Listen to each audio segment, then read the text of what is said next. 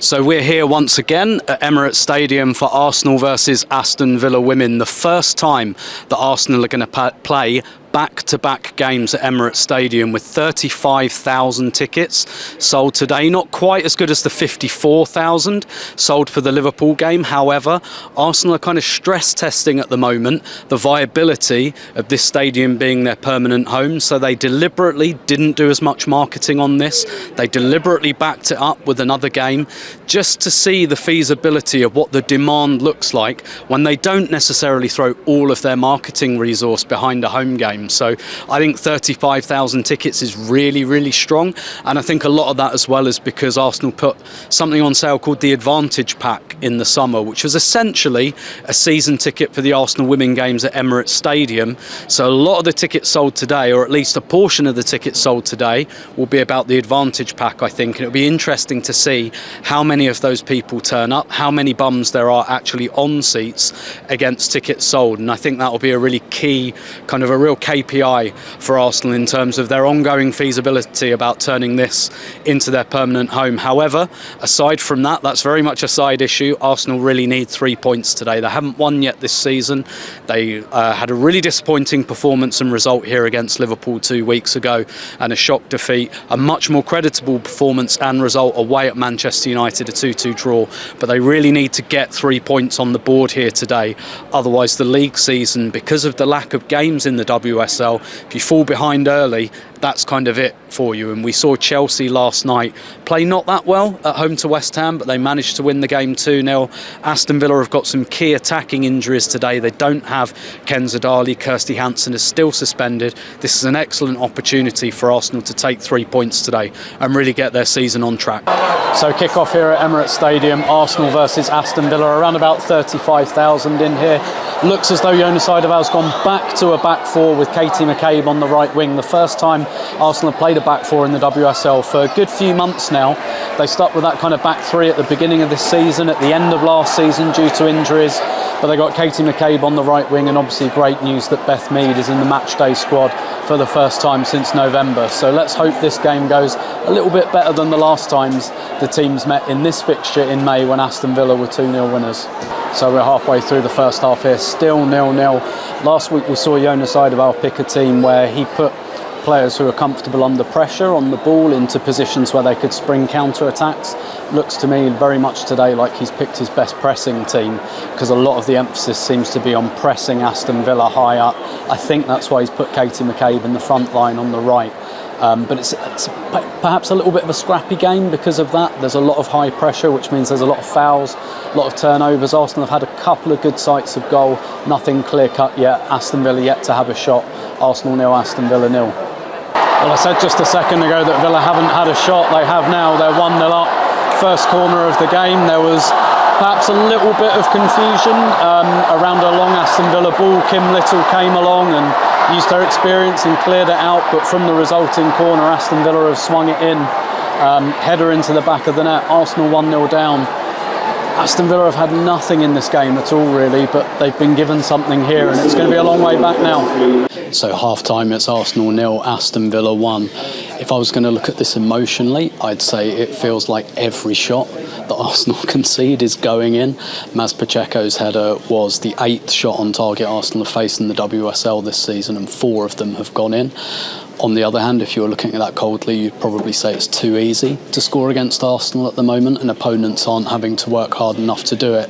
Arsenal have had chances themselves. Leah Volti came very close with her header, Alessia Russo with their header, but it's still lots of crosses, lots of headers, lots of trying to press. Arsenal have kind of got the battering ram, but sometimes in central positions it looks like they struggle with a little bit of that kind of technique, that cuteness that maybe a player like Vivian Miedema in the number 10 could bring. That kind of final pass. Arsenal are good at getting the ball out wide, getting it into the box, but at the moment Aston Villa are resisting that, albeit they've had a couple of close calls. I don't think this is a bad performance from Arsenal at all, but it is perhaps just bringing out some of the weaknesses we've seen so far this season. Half-time, Arsenal 0, Aston Villa 1.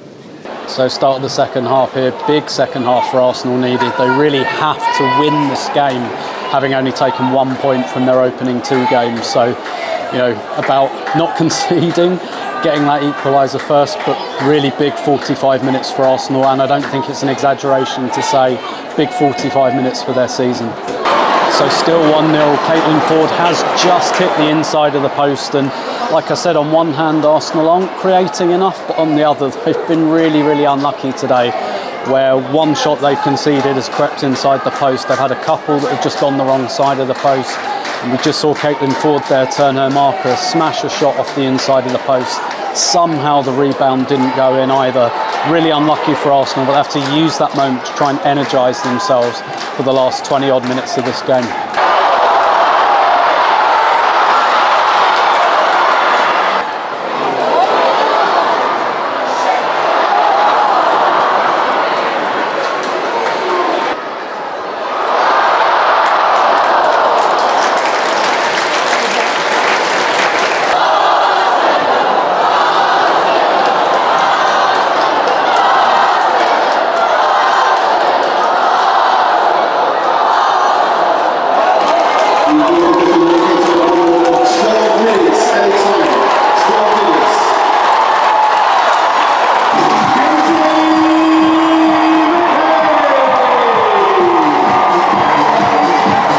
Arsenal 1, Aston Villa 1. They've got an equaliser at the beginning of stoppage time through McCabe. Outstanding play from Victoria Pelova to force the situation. Wins a tackle in the middle of the pitch, drives the ball forward, finds McCabe on the overlap, and she smashes the ball into the roof of the net. There are 12 minutes stoppage time here, so there's another 10 minutes for Arsenal to try and find the winner. Let's hope they can.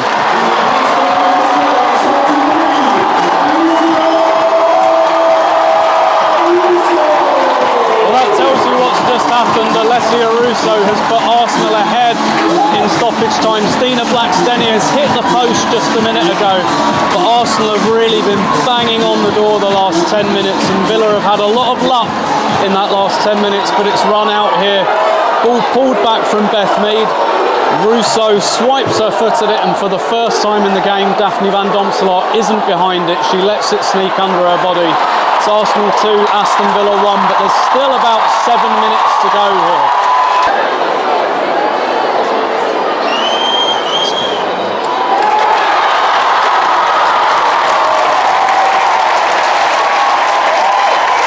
It's getting old. So finished at Emirates Stadium, Arsenal 2, Aston Villa 1, Arsenal pulling it out of the bag in stoppage time, and they did deserve to win the game in the end, but I think this was really a game that was won by the substitutes. The equaliser, it's Victoria Pelova who wins a big tackle in midfield and drives the ball forward for Katie McCabe right at the beginning of stoppage time. There were 12 minutes added on. It's about the 92nd minute McCabe equalised, so Arsenal had lots of time, and they could have scored again straight away when Stina Blackstenius, another one of the substitutes, put through by Beth Mead, another one of the substitutes, but that hit the post.